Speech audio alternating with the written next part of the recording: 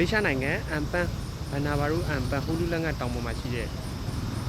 နိုင်ဗျူးနေရာလေးပေါ့နော်ဒီနေရာလေးကိုလာမယ်ဆိုလို့ရှိရင်တော့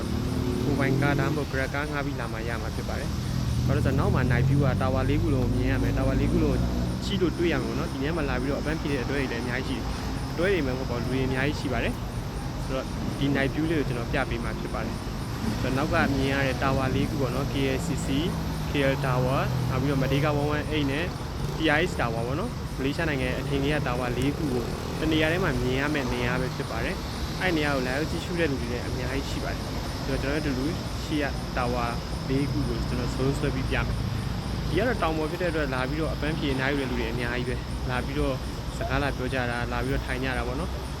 ဒါအရှိတ်ဘက်မှာဆိုလို့ရှိရင်လည်းဒါကားတွေကတောင်လမ်းတိုင်းဆက်ကိုတက်သွားမှတွေ့ရဒါတော့ဒီနားမှာကားပါကင်တွေထိုးပြီးတော့တောင်တလန်းတိုင်းတက်သွားမယ်ဆိုလို့ရှိရင်ဟိုဘက်ကစမုံညင်းဘက်ကိုပြန်ထွက်တဲ့လမ်းပေါ့နော်ဟူလူလန်ကတောင်ပေါ်တက်တဲ့လမ်းဒီနားမှာရင်တော့ဆိုင်ကန်းလေးတွေရှိတယ်အပန်းဖြေလာတဲ့လူတွေအတွက်စားဖို့တောက်ဖို့ဆိုင်ကန်းလေးတွေထားပြီးတယ်ပေါ့နော်ဆိုတော့အဟိုးအရှိန်မှာမြင်ရမယ့်တာဝါ၄ခုအဓိကတော့ဒီတာဝါ၄ခုကိုလာကြည့်ကြတာဒီတာဝါ၄ခုကိုတနေရာထဲမှာမြင်ရဖို့အတွက်ကတော့ခဲရင်းတယ်ပေါ့နော်နေရာတော်တော်ရှားတယ်ဒီနေရာလေးမှာတော့မြင်ရမှာဖြစ်ပါတယ်နောက်ပြီးတော့ TT1 စာမှာလည်းတွားကြည့်ရင်တော့မြင်ရတယ်တာဝါ၄ခုကိုတခါတည်း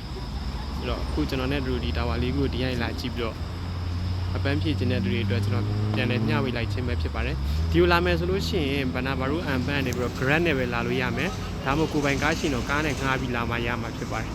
ဆိုတော့ဒါ view point လို့လည်းတချို့ကခေါ်တယ်ပေါ့နော် view point မှာလာပြီးတော့တောင်ပေါ်ကနေပြီးတော့တောင်အောက်ကိုအကုန်လုံးကြည့်လို့ရမယ်နောက်ပြီးတော့ Happy New Year Chinese New Year တို့အဲ့လိုပွဲမျိုးနေဆိုလို့ရှိရင်တော့ဒီနေရာမှာလူအရန်စီတယ်ဘာလို့ဆိုတော့firework ပေါ့နော်မီးရှူမီးပန်းနေလာရောက်ကြည့်ရှုတာပဲဖြစ်ပါတယ်အားလုံးကျေးဇူးတင်ပါတယ်